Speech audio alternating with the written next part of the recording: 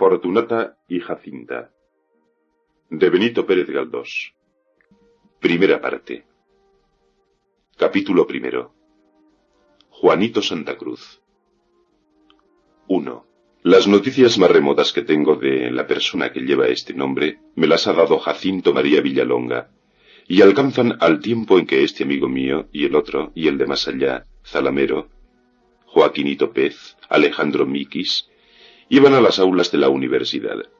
No cursaban todos el mismo año, y aunque se reunían en la cátedra de Camus, separábanse en la de Derecho Romano.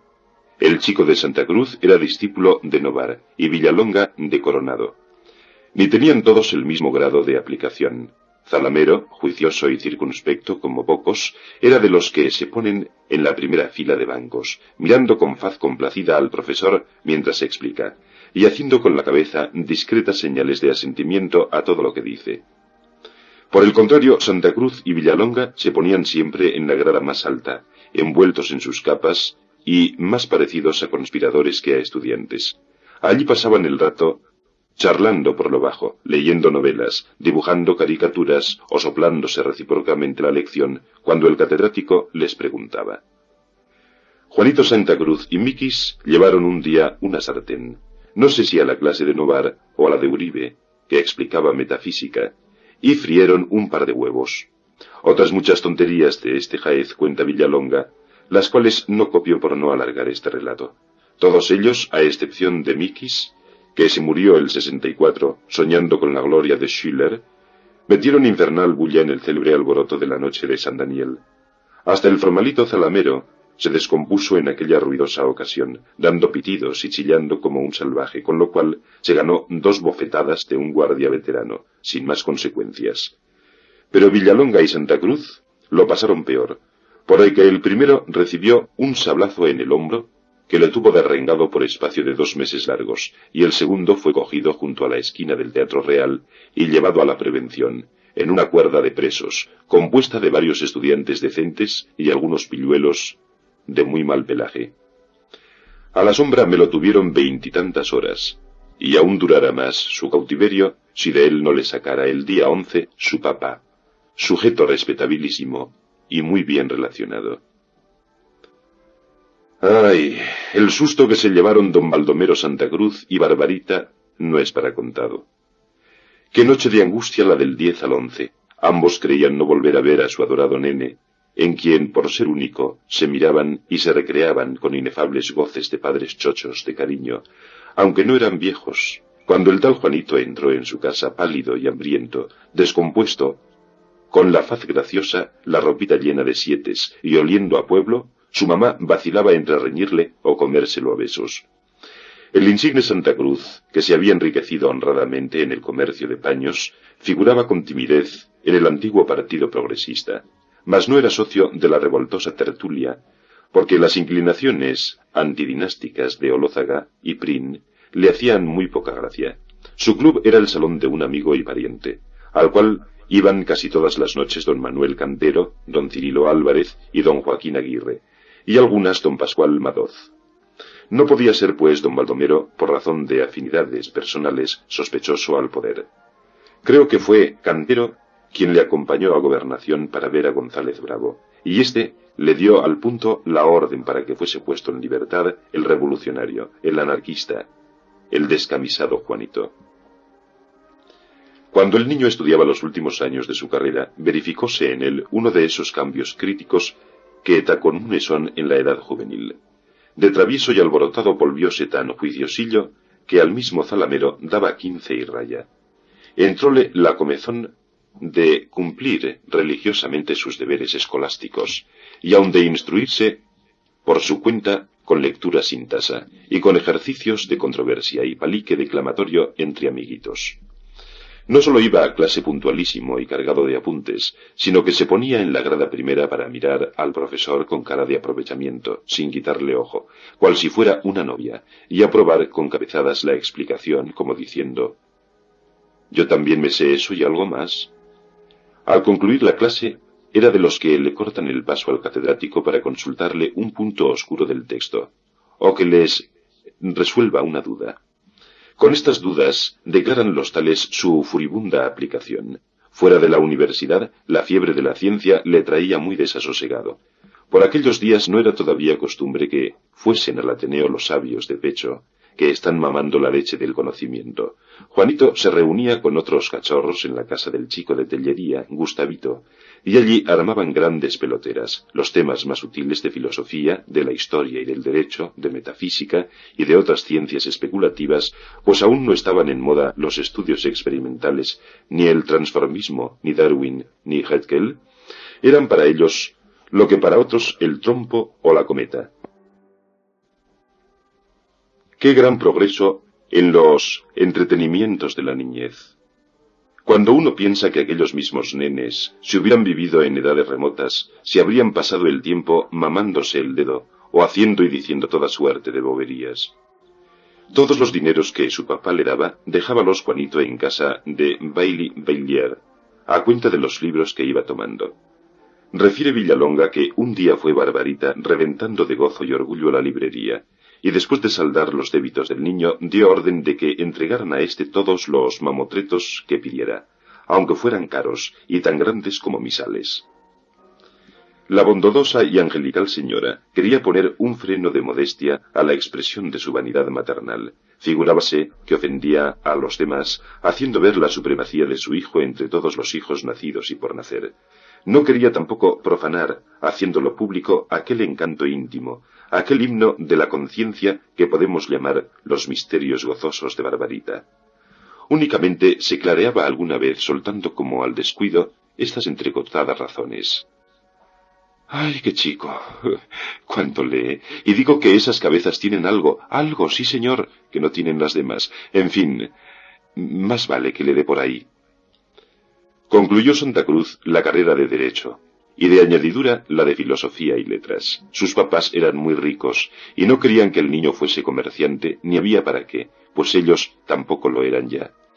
Apenas terminados los estudios académicos, verificóse en Juanito un nuevo cambiazo, una segunda crisis de crecimiento, de esas que marcan el misterioso paso o transición de edades en el desarrollo individual.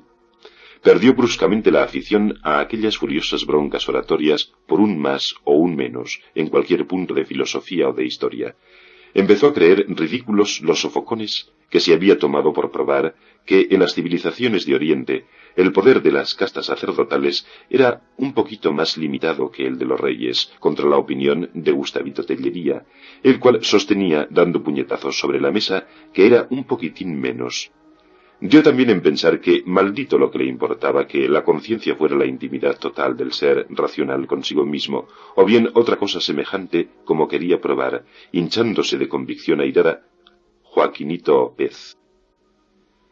No tardó, pues, en aflojar la cuerda a la manía de las lecturas, hasta llegar a no leer absolutamente nada. Barbarita creía de buena fe que su hijo no leía ya porque había agotado el pozo de la ciencia. Tenía Juanito entonces 24 años. Le conocí un día en casa de Federico Cimarra, en un almuerzo que éste dio a sus amigos. Se me ha olvidado la fecha exacta, pero debió de ser esta hacia el 69, porque recuerdo que se habló mucho de Figuerola, de la capitación y del derribo de la torre de la iglesia de Santa Cruz. Era el hijo de don Baldomero, muy bien parecido, y además muy simpático. De estos hombres que se recomiendan con su figura antes de cautivar con su trato, de estos que en una hora de conversación ganan más amigos que otros repartiendo favores positivos.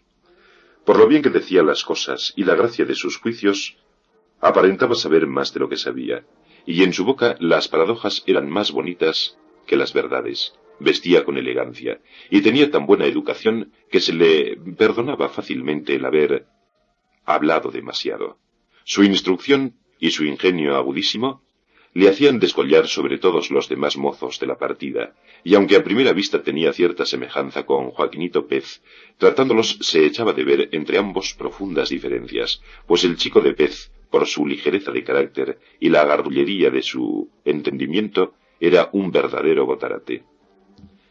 Barbarita estaba loca con su hijo, mas era tan discreta y delicada que no se atrevía a elogiarle delante de sus amigas, sospechando que todas las demás señoras habían de tener celos de ella.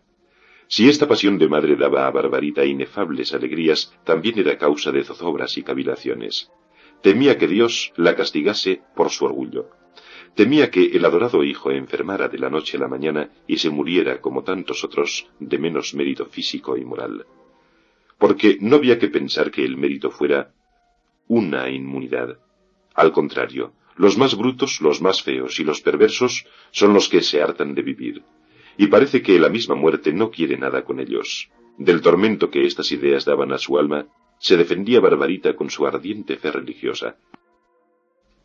Mientras oraba, una voz interior, susurro dulcísimo, como chismes traídos por el ángel de la guarda, le decía que su hijo no moriría antes que ella. Los cuidados que al hijo prodigaba eran esmeradísimos, pero no tenía aquella buena señora las tonterías dengosas de algunas madres, que hacen de su cariño una manía insoportable para los que la presencian, y corruptora para las criaturas que son objeto de él.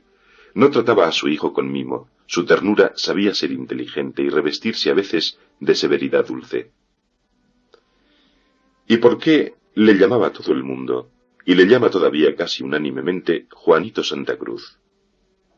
Esto sí que no lo sé. Hay en Madrid muchos casos de esta aplicación del diminutivo o de la fórmula familiar del nombre, aun tratándose de personas que han entrado en la madurez de la vida. Hasta hace pocos años, al autor 100 veces ilustre de Pepita Jiménez, le llamaban sus amigos, y los que no lo eran, Juanito Valera.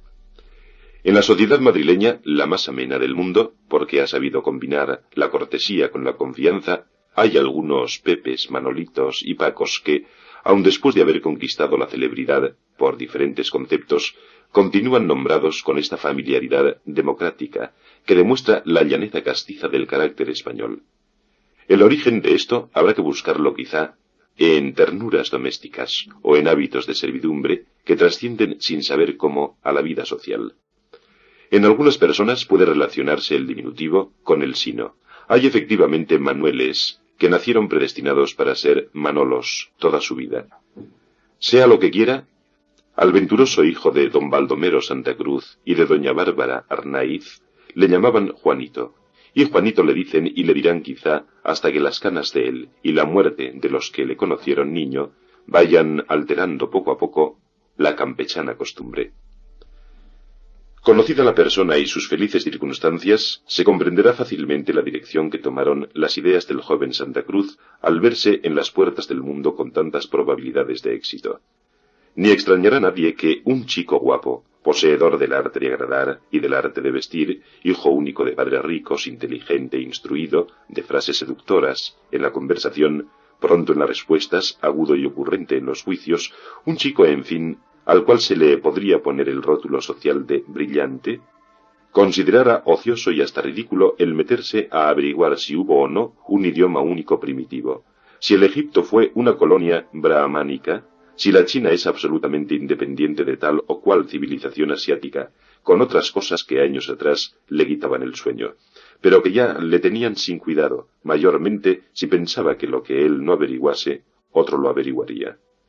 Y por último, decía, pongamos que no se averigüe nunca. ¿Y qué?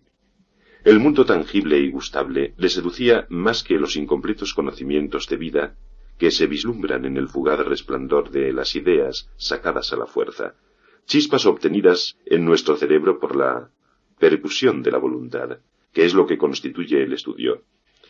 Juanito acabó por declararse a sí mismo que más sabe el que vive sin querer saber que el que quiere saber sin vivir, o sea, aprendiendo en los libros y en las aulas. Vivir es relacionarse, gozar y padecer, desear, aborrecer y amar. La lectura es vida artificial y prestada, el usufructo mediante una función cerebral de las ideas y sensaciones ajenas, la adquisición de los tesoros de la verdad humana, por compra o por estafa, no por el trabajo. No paraban aquí las filosofías de Juanito, y hacía una comparación que no carece de exactitud. Decía que entre estas dos maneras de vivir, observaba él la diferencia que hay entre comerse una chuleta y que le vengan a contar a uno cómo y cuándo se la ha comido otro, haciendo el cuento muy a lo vivo, se entiende, y describiendo la cara que ponía, el gusto que le daba, la masticación, la gana con que tragaba y el reposo con que digería. 2. Empezó entonces para Barbarita nueva época de sobresaltos. Si antes sus oraciones fueron para rayos puestos sobre la cabeza de Juanito para apartar de ella el tifus y las viruelas, después intentaban librarle de otros enemigos no menos atroces. Temía los escándalos que ocasionaban lances personales, las pasiones que destruyen la salud y envilecen el alma, los despilfarros, el desorden moral, físico y económico. Resolvióse la insigne señora a tener carácter y a vigilar a su hijo.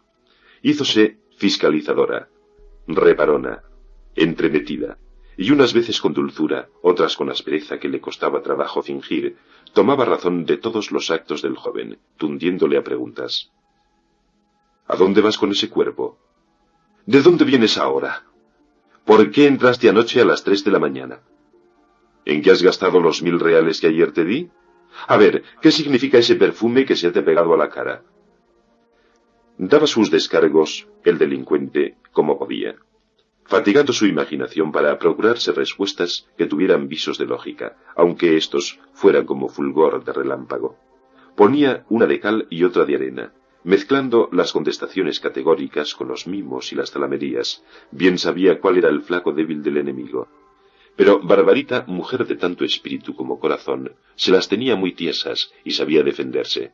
En algunas ocasiones era tan fuerte la acometida de cariñitos que la mamá estaba a punto de rendirse, fatigada de su entereza disciplinaria. Pero quiá, no se rendía, y vuelta al ajuste de cuentas, y al inquirir y al tomar acta de todos los pasos que el predilecto daba por entre los pliegos sociales. En honor de la verdad, debo decir que los desvaríos de Juanito no eran ninguna cosa del otro jueves. En esto, como en todo lo malo, hemos progresado de tal modo que las barrabasadas de aquel niño bonito hace 15 años nos parecerían hoy timideces y aun actos de ejemplaridad relativa. Presentóse en aquellos días al simpático joven la coyuntura de hacer su primer viaje a París, a donde iban Villalonga y Federico Ruiz, comisionados por el gobierno, el uno a comprar máquinas de agricultura, el otro a adquirir aparatos de astronomía. A don Baldomero le pareció muy bien el viaje del chico, para que viese mundo, y Barbarita no se opuso, aunque le mortificaba mucho la idea de que su hijo correría en la capital de Francia temporales más recios que los de Madrid. A la pena de no verle uníase el temor de que le sorbieran aquellos gabachos y gabachas, tan diestros en desplumar al forastero y en maleficiar a los jóvenes más juiciosos. Bien se sabía ella que allá hilaban muy fino en esto de explotar las debilidades humanas, y que Madrid era, comparado en esta materia con París y Francia, un lugar de abstinencia y de mortificación. Tan triste se puso un día pensando en estas cosas, y tan al vivo se le representaban las próximas perdiciones de su querido hijo, y las redes en que inexperto caía, que salió de su casa resuelta a implorar la misericordia divina del modo más solemne, conforme a sus grandes medios de fortuna. Primero se le ocurrió encargar muchas misas al cura de San Ginés, y no pareciéndole esto bastante, discurrió mandar poner de manifiesto la divina majestad todo el tiempo que el niño estuviese en París. Ya dentro de la iglesia, pensó que lo del manifiesto era un lujo desmedido, y por lo mismo quizá irreverente. No, guardaría el recurso gordo para los casos graves de enfermedad o peligro de muerte. Pero en lo de las misas sí que no se volvió atrás, y encargó la mar de ellas, repartiendo además aquella semana más limosnas que de costumbre. Cuando comunicaba sus temores a don Baldomero, éste se echaba a reír y le decía: «El chico es de buena índole, déjale que se divierta, y que la corra. Los jóvenes del día necesitan despabilarse y ver mucho mundo. No son estos tiempos como los míos, en que no la corría ningún chico del comercio, y nos tenían a todos metidos en un puño hasta que nos casaban. Ay, qué costumbres aquellas tan diferentes de las de ahora. La civilización, hija, es mucho cuento. ¿Qué padre le daría hoy un par de bofetadas a un hijo de 20 años por haberse puesto las botas nuevas en día de trabajo? Ni cómo te atreverías hoy a proponerle a un mocetón de estos que rece el rosario con la familia.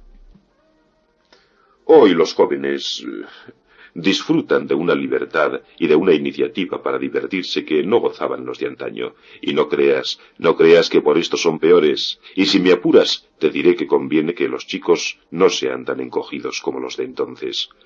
Me acuerdo de cuando yo era pollo. Dios mío, qué soso era. Yo tenía 25 años y no sabía decir a una mujer o señora sino que usted lo pase bien, y de ahí no me sacaba nadie. Como que me había pasado en la tienda y en el almacén toda la niñez y lo mejor de mi juventud. Mi padre era una fiera. No me perdonaba nada.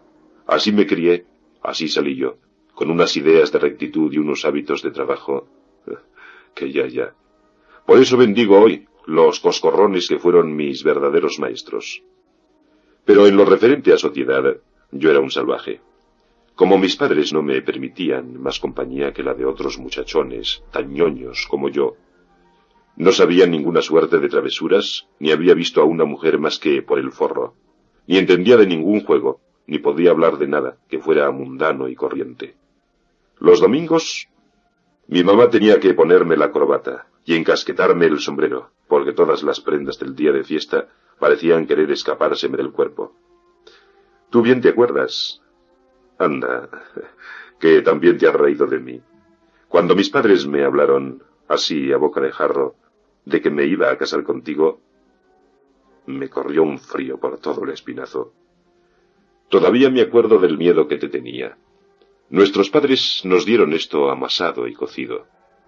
Nos casamos como se casa a los gatos, y punto concluido. Salió bien.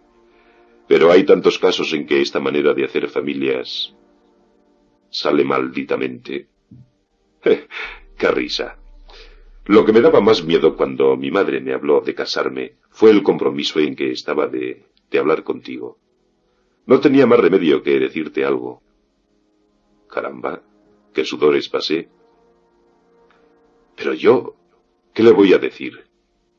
Si lo único que sé es que usted lo pase bien, y en saliendo de ahí, soy hombre perdido. Ya te he contado 1000 veces la saliva amarga que tragaba. Ay, Dios mío. Cuando mi madre me mandaba a ponerme la levita de paño negro para llevarme a tu casa. Bien te acuerdas de mi famosa levita, de lo mal que me estaba, y de lo desmañado que era en tu presencia, pues no me arrancaba a decir una palabra sino cuando alguien me ayudaba. Los primeros días me inspirabas verdadero terror, y me pasaba las horas pensando cómo debía entrar, y qué cosas había de decir, y discurriendo alguna triquiñuela para hacer menos ridícula mi cortedad. Dígase lo que se quiera, hija, aquella educación no era buena. Hoy no se puede criar a los hijos de esa manera. Yo, ¿qué quieres que te diga? Creo que en lo esencial Juanito no ha de faltarnos. Es de casta honrada. Tiene la formalidad en la masa de la sangre. Por eso estoy tranquilo. Y no veo con malos ojos que se despabile, que conozca el mundo, que adquiera soltura de modales. No. Si lo que menos falta hace a mi hijo es adquirir soltura, porque la tiene desde que era una criatura, si no es eso. No se trata aquí de modales, sino de que me lo coman esas bribonas. Mira, mujer, para que los jóvenes adquieran energía contra el vicio, es preciso que lo conozcan, que lo caten. Sí, hija, que lo caten. No hay peor situación para un hombre que pasarse la mitad de la vida rabiando por probarlo y no pudiendo conseguirlo, ya por timidez, ya por esclavitud. No hay muchos casos como yo, bien lo sabes, ni de esos tipos que jamás, ni antes ni después de casados, tuvieron trapicheos. Entran muchos en libra. Cada cual en su época, Juanito en la suya. No puede ser mejor de lo que es, y si te empeñas en hacer de él un anacronismo o rareza, un non, como su padre, puede que lo eches a perder. Estas razones no convencían a Barbarita, que seguía con toda el alma fija en los peligros y escollos de la Babilonia parisiense, porque había oído contar horrores de lo que allí pasaba. Como que estaba infestada la gran ciudad de unas mujeronas muy guapas y elegantes, que al pronto parecían duquesas vestidas con los más bonitos y los más nuevos arreos de la moda, mas cuando se las veía y oía de cerca resultaban ser unas tiotas relajadas, comilonas, borrachas y ávidas de dinero, que desplumaban y resecaban al pobrecito que en sus garras caía. Contábale estas cosas el marqués de Casamuñoz, que casi todos los veranos iba al extranjero. Las inquietudes de aquella incomparable señora acabaron con el regreso de Juanito. ¿Y quién lo diría? volvió mejor de lo que fue. Tanto hablar de París, y cuando Barbarita creía ver entrar a su hijo hecho una lástima, todo rechupado y anémico, me lo ve más gordo y lucido que antes, con mejor color y los ojos más vivos, muchísimo más alegre, más hombre, en fin, y con una amplitud de ideas y una puntería de juicio que a todos los dejaba pasmados. Vaya con París. El marqués de Casa Muñoz se lo decía a Barbarita. No hay que involucrar. París es muy malo, pero también es muy bueno.